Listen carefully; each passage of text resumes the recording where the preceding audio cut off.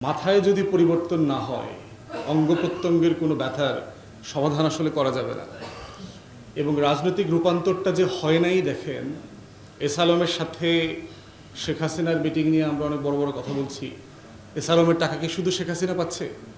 বাংলাদেশে তথাকথিত গণ অভ্যুত্থানের পক্ষের বড় বড় রাজনৈতিক দলের বিশাল বিশাল সমাবেশ মহাসমাবেশে কি এসালমের টাকা আসছে না? সামিট গ্রুপের সাথে কি বাংলাদেশের রাজনৈতিক নেতৃবৃন্দ বিদেশে গিয়ে মিটিং করছেন না?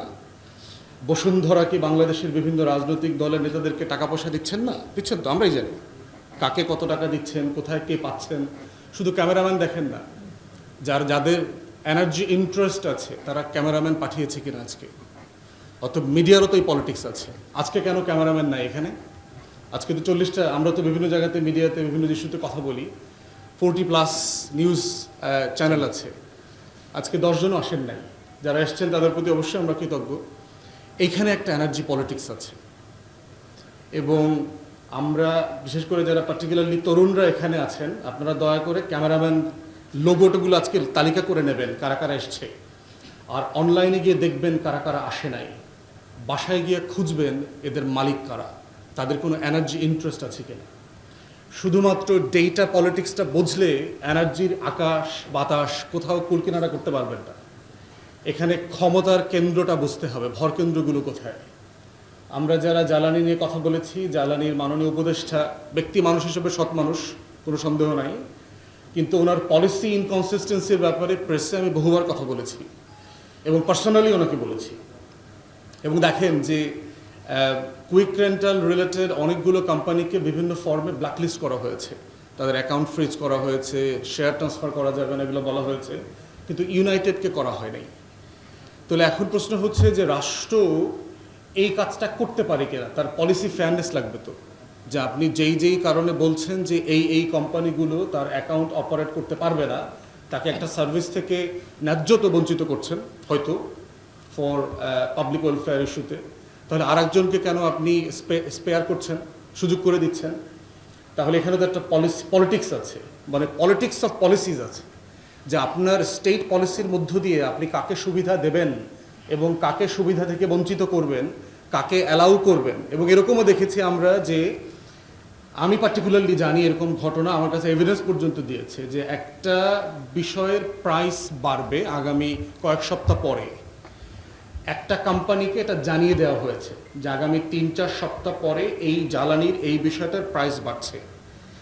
তিনি অফ সিজন হওয়ার পরেও ওই মৌসুমে এত পরিমাণ জ্বালানি ইম্পোর্ট হওয়ার কথা না, তেল গ্যাস আসার কথা না, তিনি সামারকে সামনে রেখে ব্যাপক মজুদ করে ফেলছেন। পুরো চিটাগং ইয়ার্ড মজুদ হয়ে গেছে তার তেল গ্যাসে। তাহলে এখন চিন্তা করছেন যে রাষ্ট্রের দরকার ছিল যে এনার্জি সেক্টরে আপনি কম্পিটিশনের ভিতরে ন্যায্যতা নিয়ে আসবেন, পলিসি কনসিস্টেন্সি করবেন। সেটা না করে ইভেন বর্তমান সরকার, অন্তর্বর্তীকালীন সরকার একটা কোম্পানিকে পলিসির ওভারওয়েলমিং অপরচুনিটি ফ্যাসিলিটি দিচ্ছে। আওয়ামী লীগ কিন্তু এটা করে নাই। আওয়ামী লীগ কিন্তু সব অলিগার্ক, পুরো ক্রিমিনাল গ্যাংকে সমান অপরচুনিটি দিচ্ছে, মানে সব খুনিকে সমান ধরনের অস্ত্র দিয়ে বলছে তুমি সব পরিমাণ খুন করতে থাকবা। এইটা হলো তার অলিগার্কির ফেয়ারনেস ছিল, ন্যায্যতা ছিল অলিগার্কির ভিতরে, যে আমার প্রত্যেকটা ক্রিমিনাল গ্যাং একই অস্ত্র পাবে খুন করার জন্য, তাকে আমি অস্ত্রের ভিতর থেকে বঞ্চিত করব না। তাহলে আমার রাষ্ট্র আজকে কি করছে, যে আমরা গণ অভ্যুত্থানের মধ্য দিয়ে যাদেরকে দয়া করে অ্যাডভাইজার বানাইছি, দয়া করে বলি এই কারণে, কারণ ওনারা আওয়ামী লীগের সময় খুব বেশি কষ্টে থাকেন নাই, আমাদের মতো 6 রাত 6 বাসায় ঘুমান নাই, রাত 2টার সময় পালায় বেড়ান নাই, জানলা থেকে পালায় বেড়ানো, নিচে গিয়া দেখি চার গাড়ি র্যাব দাঁড়ায় আছে আমার ধরার জন্য, মা এক বাড়িতে বসে কাঁদতেছে, আমার 5-6টা বাসায় আমার লুঙ্গি আছে, আমার দাঁতের ব্রাশ থেকে শুরু করে কাপড় চুপড়ের 6টা সেট আছে 6 বাসায়। এই কোন অ্যাডভাইজার 6 বাসায় থাকছেন? আমরা রাশেদরা, এই হেলাল ভাইরা যারা ছিলেন, এই আশরাফ ভাইরা ছিলেন, ওনারা তো সবাই লুকায় লুকায় ছিলেন বাসায় বাসায়। তো এই জন্য বলছি যে অ্যাডভাইজারদেরকে আমরা আল্লাহর ওয়াস্তে অ্যাডভাইজার বানাইছি, যারা আওয়ামী লীগের আমলে বউয়ের নামে, পোলার নামে, মায়ার নামে কনসালটেন্সি কইরা হাজার হাজার কোটি টাকা, শত শত কোটি টাকা ব্যবসা করছে, খুব বেশি খারাপ ছিলেন না। তাহলে আপনারা অ্যাকাউন্টেবিলিটির প্রশ্নে এখন এত ব্যাডলি পারফর্ম করছেন কেন? কি মনে করছেন আপা ফিরে আসবেন? ভয়টা কোথায় আপনাদের? আমাদেরকে যে অনলাইনে বলছে না, বারবার হুমকি দেয় না যে আপা আসছে, আপা আসছে, তো আপনারা কি তাই বোধ করছেন যে আপা ফিরে আসতে পারে? তো এই যে পলিসি ইনকনসিস্টেন্ট জায়গায় দেখলাম দুদক, রাশেদ একজন বিপুল সম্পত্তির কথা বলছে, দুদকের যারা চেয়ারম্যান কমিশনার হয়েছেন ওনাদেরকে তো আল্লাহর রাস্তায় আমরা বানাইছি, এবং ওনাদের যত সুযোগ সুবিধা আগে বঞ্চিত করা হয়েছে ওনারা তো এই সুযোগ সুবিধা আমলে পেয়েছেন। তাহলে জ্বালানি খাতের অলিগার্কদের বিরুদ্ধে আপনারা ইনভেস্টিগেশন করছেন না কেন? আপনারা ধরছেন না কেন? জনতা ব্যাংকের একজন কর্মকর্তা আমার কাছে এসছে, 1.5 লক্ষ টাকা চুরি করার দায়ে দুদকে তার মামলা হয়েছে। আর জনতা ব্যাংকের এমডি হাজার হাজার কোটি টাকা লুটপাট করছে বেক্সিমকোর সাথে মিলেমিশে, সে দিব্যি বহাল হালতে ভিআইপি প্রোটোকল নিয়ে ঘোরাফেরা করছে, রাষ্ট্রের বন্দর পার হচ্ছে। তাহলে এই দুদক দিয়ে আমরা কি করিব? এই দুদকের চেয়ারম্যানদেরকে যে আল্লাহর ওয়াস্তে আমরা বানাইলাম, ট্যাক্স পেয়ারদের টাকা দিয়ে ওনাদের 16 বছরের বঞ্চনার সুযোগ সুবিধা ফিরাইয়া দিলাম, ওনারা কেন এনার্জি সেক্টরের এই দুর্নীতি অ্যাড্রেস করছেন না? তাহলে আমাদের প্রশ্ন তো খুব পরিষ্কার যে আসলে আপনারা গণ অভ্যুত্থানের শত্রু আকারে কাজ করছেন। আপনারা গণ অভ্যুত্থানকে অন করেন না, আমলাতন্ত্রের মতো। একইভাবে এই প্রজাতন্ত্রের কোনো আমলার ভিতরে এটা দেখি নাই যে গত বাংলাদেশে একটা 1400 শহীদের রক্ত দিয়ে একটা পরিবর্তন হয়েছে। They are very concern about their new post, position, transfer, promotion, new car, এবং কোন পিডির দায়িত্ব তারা নেবেন, তারা কোথায় ডাম্পিং পোস্টে আছেন। প্রত্যেক আমলা মনে করে তার ডিসি হওয়া উচিত ছিল, তার সচিব হওয়া উচিত ছিল। ইউজলেস, অধিকাংশ আমলা হইল useless, yet they think themselves the best and competent among all of them. এবং তাদের ভিতরে কি বঞ্চনার কষ্ট, ভাই 16 বছরে কি কষ্ট ছিলাম। জিজ্ঞেস করি, ভাই না খায়া ছিলেন, পলায়া ছিলেন, রাইতে পুলিশ আইছিল, র্যাব আইছিল, মিথ্যা মামলা হয়েছে, তখন আর কথা কয় না। কষ্ট কি, মানে তার কলিগ যেটা দোষরীপনা করে সফল হয়েছে, সে আওয়ামীপনা করে সফল হইতে পারে নাই। এইটা হলো তার ব্যর্থতার জায়গা, তার বঞ্চনা কিন্তু ওইখানে। এটা তার নট ফেইলিওর অফ কম্পিটেন্স, যে যোগ্যতা ছিল কিন্তু পায় নাই, তা না ব্যাপারটা। অধিকাংশ আওয়ামী আমলা যেগুলো বঞ্চিত ছিল, যাদেরকে ভূতাপূর্ব এই প্রমোশন টাকা পয়সা দিছে, এর অধিকাংশ ইউজলেস, কোনো কাজে লাগে না, হাল চাষ করা যায় না। তো এই লেভেলের অ্যাডমিনিস্ট্রেশনের মধ্য দিয়ে বিআরসির কথা আপনারা বারবার বলেছেন। স্যাডলি আমি এনার্জি রেগুলেটরি কমিশনের কয়েকজনকে আমি পার্সোনালি চিনি, একই রকম ওই বঞ্চিত আমলা, খালি কান্নাকাটি করছে এর আগে। এখন সব পাইছে, কিন্তু কান্না শেষ হয় না। ফেব্রুয়ারির পরে পথটা থাকবে কিনা সেটা নিয়ে চিন্তিত।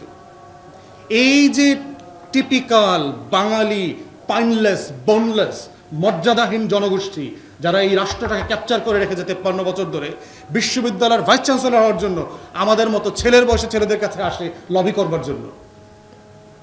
সেই বিশ্ববিদ্যালয়, সেই রাষ্ট্রে সচিব হওয়ার জন্য আমাদের কাছে লবি করতে আসে, ডিসি হওয়ার জন্য, এসপি হওয়ার জন্য, বাবার বয়সী মানুষ।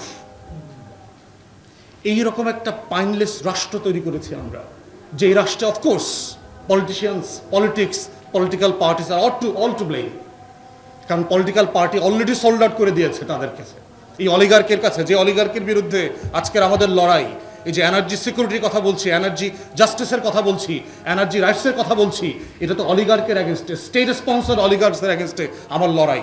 সেই লড়াইতে ইতিমধ্যে বড় বড় রাজনৈতিক দলগুলো আত্মসমর্পণ করেছে, সবাই মিলে আত্মসমর্পণ করেছে, কালেকটিভলি করেছে। হাজার হাজার কোটি টাকা লেনদেন হয়ে গেছে। আমাদের কোর্টে আমরা জানি বিভিন্ন দলের বড় বড় উকিলরা মারামারি করতেছে যে বেক্সিমকোর উকিল কে হইব, রানা প্লাজার রানার উকিল কে হইব, তার বেলটা কে করাইব, বসুন্ধরার লিগাল রিটেইনারশিপটা কে পাবে। এই হলো গণ অভ্যুত্থানের খাইসলত বাঙালি চরিত্রে। অতএব আমি এনার্জির বাইরে কথা বলছি এই কারণে, যেহেতু রূপান্তরের কথা আসছে, ইন প্রিন্সিপাল তো এগুলোর সাথে আমরা একমত। ইস্যু হচ্ছে how to materialise, these are the challenging questions. এবং সেই জায়গাতেই হচ্ছে যে আমাদের তরুণীরা যারা এখানে এটার সাথে এঙ্গেজ, ইউথ পার্লামেন্টের কথা বলা হয়েছে, এই সিচুয়েশনকে ভাঙতেই হবে। এইটা না ভাঙা পর্যন্ত কোনো রিফর্ম ম্যাটেরিয়ালাইজ করা হবে না, এবং এটা বাস্তবে লিখে রাখতে পারবেন আপনারা। যারা ক্ষমতায় যাচ্ছে, দে আর অলরেডি বিং সোল্ড আউট। তারা এত চড়া দামে সোল্ড আউট হয়েছে এবং তাদের নৈতিক চরিত্র এত করাপ্ট, বিভিন্ন দলের কথা বলছি, এক দলের কথা বলছি না, এবং এটা এত বেশি এভিডেন্ট আছে, তারা রাষ্ট্রের ক্ষমতায় গেলেও তাদের বিরুদ্ধে মুখ খুলতে পারবে না। তাদের ইন্টাগ্রিটি লেভেলে এত বেশি কম্প্রোমাইজড হয়ে গেছে। একটা অলিগার্ক আপনাকে 500 কোটি 1000 কোটি টাকা দেবে, সে এভিডেন্স রাখবে না। সে আপনার বিক্রিযোগ্য উপকরণ তার কাছে রাখবে না, সে আপনাকে আল্লাহর ওয়াস্তে, তোর তো মসজিদে দিয়ে আসতো টাকা, যে ভাই বাইতুল মোকাররমে আসেন আল্লাহর ওয়াস্তে দান করতে আসছি, মসজিদে দেয় না, আপনারে দেয় কেন? আপনাকে এভিডেন্স ছাড়া টাকা দিচ্ছে? তাহলে already their integrity has been compromised. এই কম্প্রোমাইজডের পজিশন দিয়া কোনো দফার সংস্কার হবে না। This are very clear evident. অতএব তরুণরা যারা গণ অভ্যুত্থানের নেতৃত্ব দিয়েছে তারাই হচ্ছে আমাদের ভরসার জায়গা। ক্যাবকে অনুরোধ করব, দয়া করে আপনাদের এঙ্গেজমেন্ট বাড়ান, আমাদেরকে আরও বেশি এডুকেট করেন, তরুণদেরকে এডুকেট করেন, because they are the beacons of the future. They are the only generation that can hold values to the integrity level for change. এছাড়া কোনো বিকল্প নাই।